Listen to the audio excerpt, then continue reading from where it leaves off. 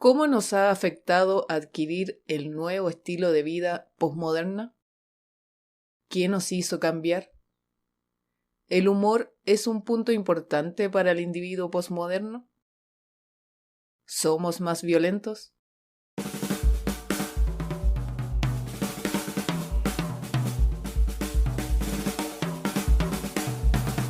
Hola a todos y bienvenidos a este segundo episodio de mi podcast Viviana es, un espacio para cuestionar, repensar las cosas, desaprender y aprender algo nuevo.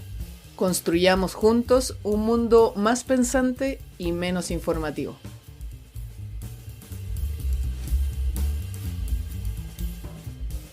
En este segundo episodio les hablaré de la segunda parte del libro La Era del Vacío, escrito por Gilles Lipovetsky.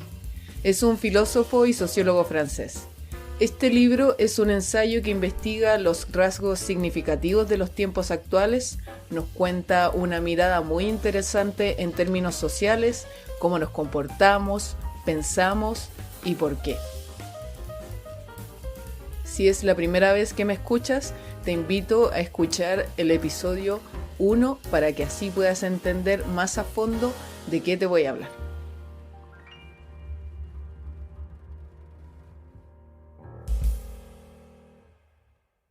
Vamos a revisar la segunda parte del libro partiendo por Capítulo 4.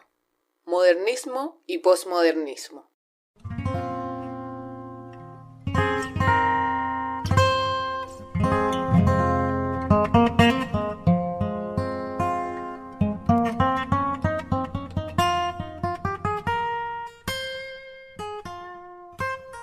Culto a la novedad y el cambio.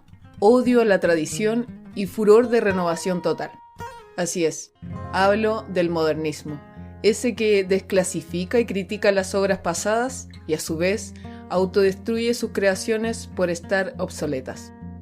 El capitalismo, único creador de un estilo de vida hedonista, con hambre de goce y sin lista de deseos, con un vacío y con esa sensación incómoda de necesitar más de lo nuevo. Antes del modernismo, los pintores solo pintaban, los escritores escribían, los poetas se dedicaban a crear sus versos y jugar con las palabras. En cambio, ahora, los artistas sienten la necesidad de explicar al público el sentido de su trabajo, se convierten en teórico de sus prácticas. Este nuevo arte, que va acompañado de espontaneidad y de un diccionario, no es contradictorio. Es para cubrir la necesidad del creador y enfatizar su desapego de lo estandarizado, hacer énfasis de su creación sin mentor. Todo este cambio generacional comenzó cuando el individuo se miró a sí mismo y se dio cuenta que contenía un mundo aparte. Allí rompe las cadenas del pasado y las tradiciones pierden su prestigio.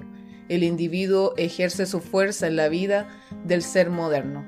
Allí nació el deseo de crear su propia vida sin maestro y escapar al estatismo repetitivo, nacer de lo nuevo. Alimenta una búsqueda incansable de nuevos materiales, nuevas combinaciones, designios sonoros o visuales. El modernismo destruye todas las reglas. El resultado son obras desestandarizadas, personalizadas, en el sentido que la comunicación es cada vez más independiente de cualquier estética codificada, ya sea musical, lingüística u óptica. El arte no evacúa la función de comunicación, sino que la personaliza desocializando las obras, creando códigos y mensajes a medida, pulverizando al público ahora disperso, inestable y circunscrito, borrando a través del humor la división del sentido y del no sentido, de la creación y el juego. La obra creada está abierta porque el propio modernismo es abertura, es decir, destrucción de los encuadramientos y criterios anteriores, y conquista de espacios cada vez más inusitados. Las jerarquías se han desmoronado con el modernismo, es decir, la apertura sin límites de ideas de una vida desestandarizada.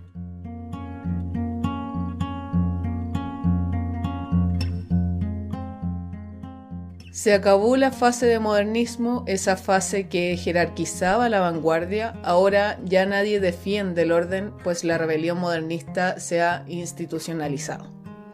Se masificó el sentido hedonista, antes aceptado por una pequeña porción del público. Hedonismo como el eje central de nuestra cultura, abriendo las puertas a una nueva era posmoderna, esa que valoriza el impulso de guiarse por el placer. Este cambio de sociedad modernista a posmoderna fue en los años 70. Allí se masificó la cultura que privilegia los impulsos bajos antes que los nobles. Para que quede aún más claro, posmodernismo es la lógica del modernismo llevada al extremo. El punto de referencia más preciso para caracterizar al individuo moderno es el consumo. Este se inició a partir de los años 20 con la producción en masa y pasada la Segunda Guerra Mundial, la cultura del consumo se potenció e involucró al individuo dentro de sus procesos para mejorar la calidad de vida, desplazando la forma de consumir por necesidad a hacerlo por placer y calidad de vida. La era del consumo desclasificó los valores que inculcan hacer bien al prójimo. Y así también ha desclasificado el valor y existencia de las costumbres y tradiciones. Ha arrancado al individuo de su vida cotidiana, del estatismo inmemorial, de las relaciones con los objetos, los otros, el cuerpo y uno mismo. Ya lo hemos visto, el consumo es un proceso que funciona por la seducción. Los individuos adoptan, sin dudarlo, los objetos, las modas, las fórmulas de ocio elaboradas por organizaciones especializadas. Envueltos en una sábana creciente de opciones, el individuo se ve obligado a elegir todo, desde qué auto comprar, qué leer, qué película ver, etc. El consumo obliga al sujeto a hacerse cargo de sí mismo, lo responsabiliza. Es un sistema de participación ineluctable, obligando a escoger su modo de vida. La satisfacción principal del individuo posmoderno es poder alcanzar el nivel máximo de autonomía individual. Pero teniendo un abanico tan grande de opciones posibles, le es imposible alcanzarlo, ya que con su lógica flotante no se siente capaz de conservar a lo largo de su vida principios, gustos y modas inmóviles que le permitan obtener la seguridad y estabilidad necesaria, descansar en ello y disfrutar de la vida.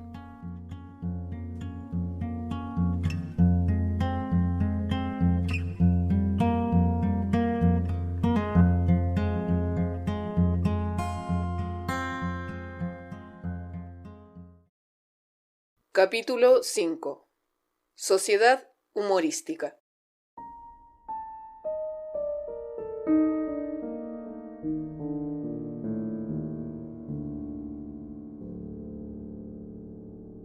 Hace mucho tiempo que los medios de comunicación juegan un papel fundamental en cómo vemos e interpretamos el mundo. Y sin percatarnos, el escritor afirma que nos hemos envuelto en el código humorístico. Los títulos periodísticos, las revistas e incluso los artículos científicos o filosóficos se dejan arrastrar por esta moda. Únicamente la sociedad posmoderna puede ser llamada humorística, pues solo ella se ha instituido globalmente bajo un proceso que tiende a disolver la oposición de lo serio y no serio. Se ha difuminado la diferencia de lo cómico y ceremonial. Como por ejemplo, los nuevos humoristas se han encargado de ver las figuras públicas como payasos, y todo lo demás que pongan en la mesa carece de seriedad y peso de importancia. Simultáneamente estamos asistiendo a un saneamiento, a una pacificación de lo cómico de la vida cotidiana. Podemos constatar a simple vista que la risa espontánea, sonora y festiva se está ausentando poco a poco de los espacios públicos. Estamos abandonando un valor social, encerrando al individuo sobre sí mismo, riéndose en las sombras. Por otra parte, el humor actualmente tiene otro enfoque y es reírse de uno mismo. Ya no es bien visto burlarse o reírse del otro bajo ningún punto de vista. Hasta el cine ha cambiado su humor dirigiendo lo gracioso a las vivencias del protagonista, ese por el cual uno se siente identificado y ya no hay risa presente en el otro. El otro ha dejado de tener protagonismo incluso en el humor. Otro mundo que se ha envuelto en el humor es el mundo de la moda, que este último tiempo pareciera que tiene como principal objetivo banalizar los estilos culturales, tomándolos como moda y haciendo que su representación simbólica pierda todo sentido y que cualquiera se sienta con el gusto de utilizar prendas que para ciertas culturas son más que simple ropa. Otro ejemplo claro son los tatuajes, que no causan sorpresa para aquellos que lo ven, a diferencia de tiempos anteriores que se utilizaban con objetivos claros, por lo general culturales, arraigando valores esenciales para preservar las costumbres.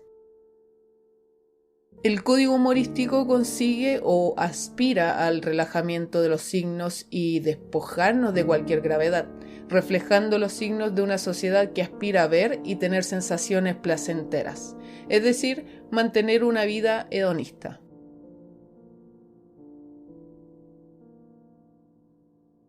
Mediante el relajamiento o distensión de los mensajes bajo el código humorístico, esto consigue suavizar y debilitar las estructuras rígidas y las obligaciones. Es por esto que ahora cuesta más, a vista de Giles, cautivar y convencer al individuo para tomar acción de cosas importantes e involucrarnos en valores que potencian la responsabilidad social e incluso mejoran nuestras vidas, como por ejemplo el ahorro, la conciencia profesional, sacrificio, esfuerzo, puntualidad y autoridad.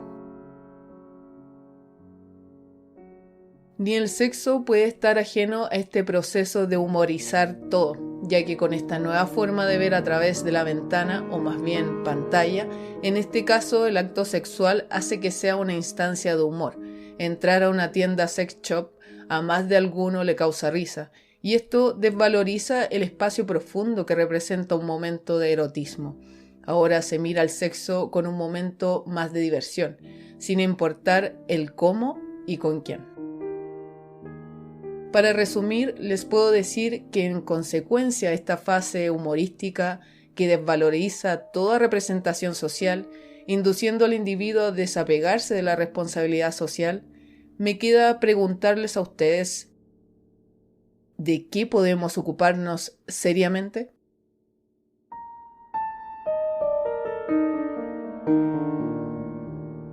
Así es, de nosotros mismos, es decir, alimentamos nuestro sentido narcisista buscando el equilibrio físico y psíquico. Mientras los ritos, costumbres y tradiciones agonizan, cuando todo flota en un espacio paródico, aumenta la obsesión y prácticas narcisistas, las únicas aún revistas de seriedad ceremonial.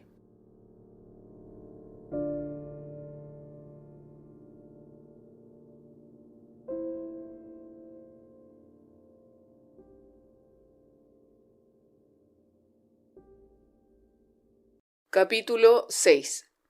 Violencias salvajes, violencias modernas.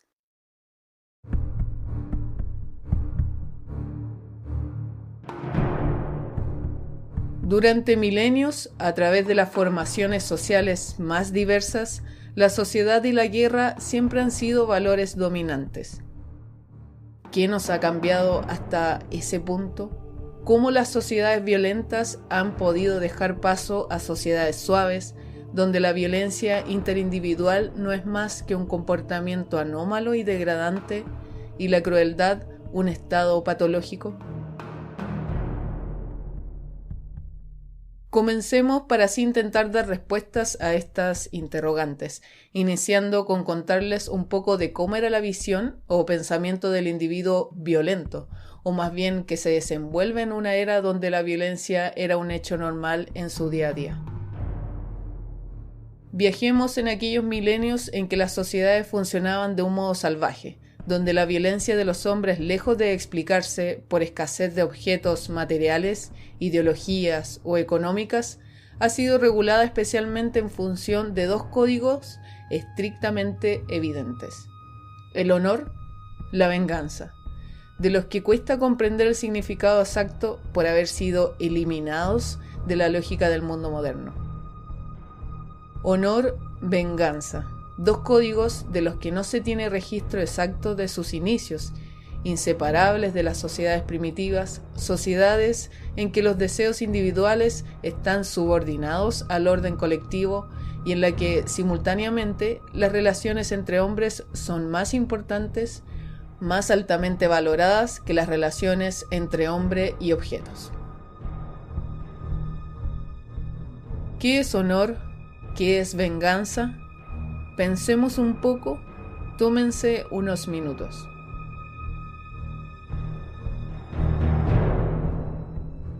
El honor es cuando ni el individuo ni la esfera económica tienen una existencia autónoma y están sometidos a la lógica del estatuto social.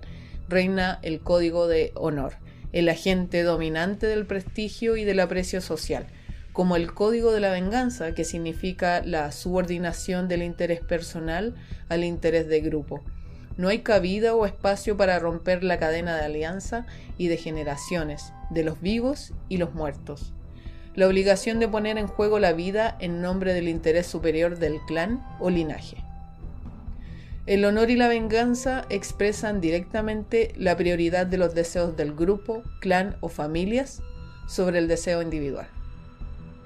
La venganza debemos verla como un dispositivo que socializa por la violencia. Nadie puede dejar impune la ofensa o el crimen. Nadie tiene el monopolio de la fuerza física, nadie puede renunciar al imperativo de verter la sangre enemiga. Por lo tanto, ¿podríamos afirmar que las sociedades primitivas estaban en contra del Estado? ¿Que su forma de ver la vida apunta a impedir la constitución de sistemas de dominio político? Al hacer de la venganza un deber imprescindible, todos los hombres son iguales ante la violencia. Nadie puede monopolizar la fuerza o renunciar a ella. Nadie es protegido en una instancia especializada. Por el código de honor y de venganza que contrarresta el deseo de sumisión y de protección, impidiendo una instancia que acapare poder y derecho a matar. Simultáneamente, el código de venganza sirve para impedir el surgimiento del individuo independiente, es decir, es prioritario todo interés social sobre las voluntades individuales. Los vivos se encargan de afirmar en la sangre su solidaridad con los muertos, de afirmar su pertenencia al grupo.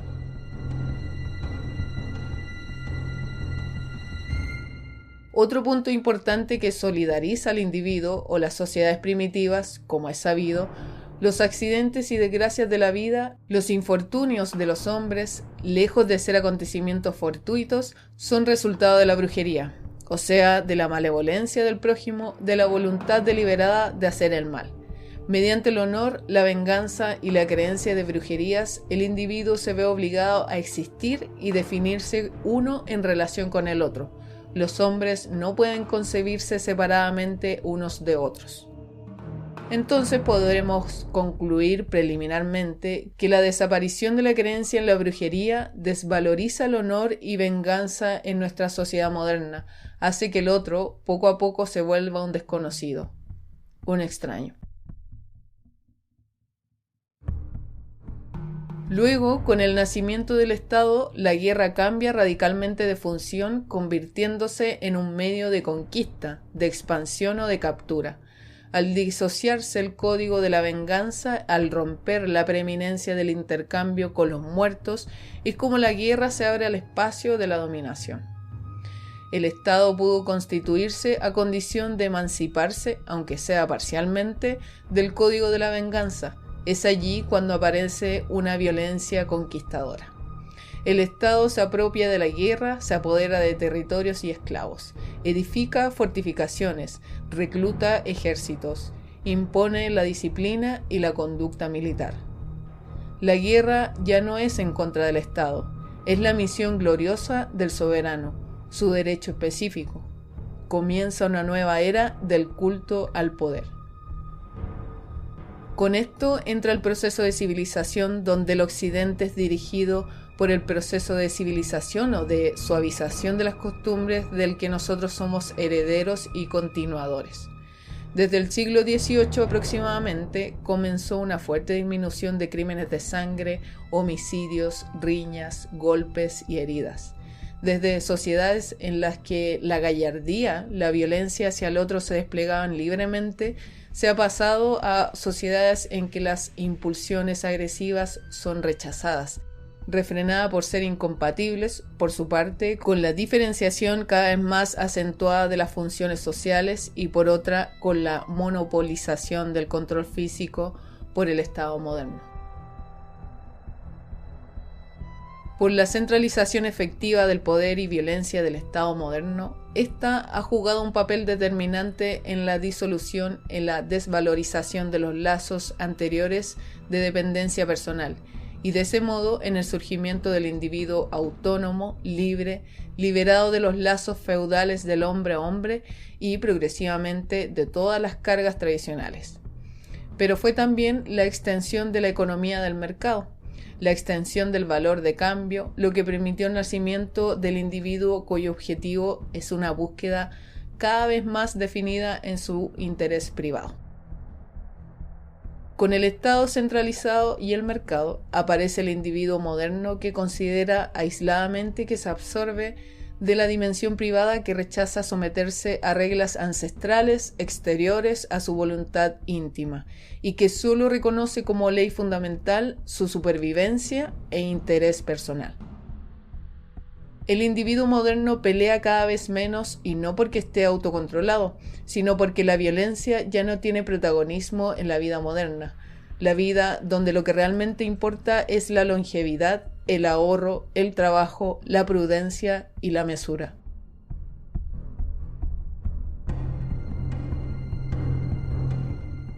Multiplicación de las leyes penales, aumento de los efectivos y de los poderes de la policía, vigilancia sistemática de las poblaciones, son los efectos ineluctables de una sociedad en la que la violencia es desvalorizada y en la que simultáneamente aumenta la necesidad de seguridad pública.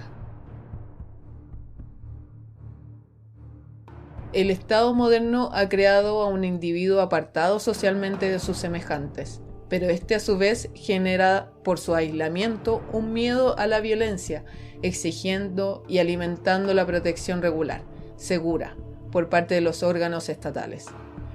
Cuanto más se rechaza la brutalidad, más se requiere el incremento de las fuerzas de seguridad. Actualmente la violencia es casi nula, invisible en nuestras vidas, a diferencia de los siglos que contenían el honor y la violencia en cada rincón de sus vidas. Lo que sí es cierto que con la disminución de la violencia en la vida moderna, el individuo más teme a ella y asegura que la violencia aumenta. Debemos, pues, considerar la inseguridad como una ilusión, una maquinación del poder que expone una conciencia falsa y de descomposición ideológica.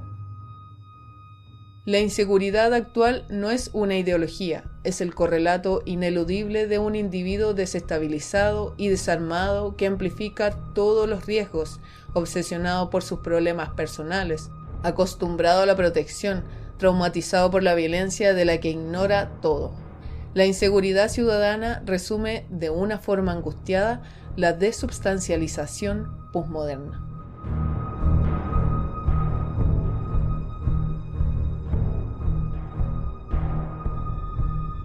¿Qué podemos concluir de esta segunda parte del libro? Respecto al modernismo y posmodernismo, el problema es que se nos ha enseñado a lo largo de las décadas que tener una vida hedonista o que depende directamente del placer está bien. Esto repercute en la insatisfacción generalizada del individuo, ya que espera conseguir felicidad instantánea sin un esfuerzo previo. Busca y vive su día a día a través de las emociones que no son duraderas. Por tanto, esto nos incita a buscar más placer, es decir, consumir más. La partida para poder corregir esta mirada es entender que el placer instantáneo no siempre traerá recompensas a largo plazo. Para obtener beneficios de algo se debe sacrificar, ya sea tiempo o dinero. No se puede esperar que las cosas sean fáciles y se debe entrenar la mente para que aprenda a hacer cosas tediosas y difíciles, sin llenarse de excusas. Por ejemplo, yo he decidido levantarme diariamente más temprano de lo que realmente necesito, así de tal manera poder reafirmar que soy yo quien decide qué hacer y no es el flujo de ideas o excusas que por lo general llenan tu mente. Con respecto a la sociedad humorística, se pierde la separación del contexto de aquello que es serio y de lo que no.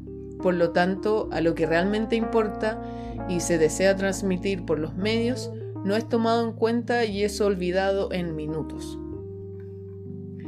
La solución es tener esto presente y hacer un esfuerzo para identificar lo que es realmente importante en tu vida y aquello que no, más allá que esté envuelto en un contexto humorístico y banalizador. Y ya para finalizar, respecto al último punto, considerando la gran disminución de violencia que tenemos actualmente en comparación a milenios atrás, ahora nos sentimos mucho más vulnerables y sumidos en nuestro mundo individual. Nos aislamos por miedo y esto nos hace liberar cortisol en nuestro cuerpo, lo que a su vez nos deprime y estresa aún más. Por cierto, el cortisol es una hormona que libera nuestro cuerpo cuando estamos en una situación de estrés. Para ello te aconsejo tener claro que estamos en uno de los tiempos más seguros que ha existido jamás, con las tecnologías inimaginadas años atrás que nos permiten protegernos de muchas formas. Tener un grupo de personas cerca, los vecinos, familias y amigos nos permiten relajarnos y sentirnos más tranquilos. A su vez, con las interacciones, nuestro cuerpo libera dopamina, hormona que nos hace sentir feliz. Te invito nuevamente a tomar un café, beber algo rico y mirar. Observa, analiza y verás que todos los temas que te he conversado se presentan en nuestras vidas y de nosotros depende hacer un cambio y tener una vida mejor para ti y por los que vienen. Intentemos ser más solidarios, trabajar en equipo y mirar al otro entendiendo que tiene una forma de ver las cosas única, al igual que tú. No juzguemos, aprendamos de todos.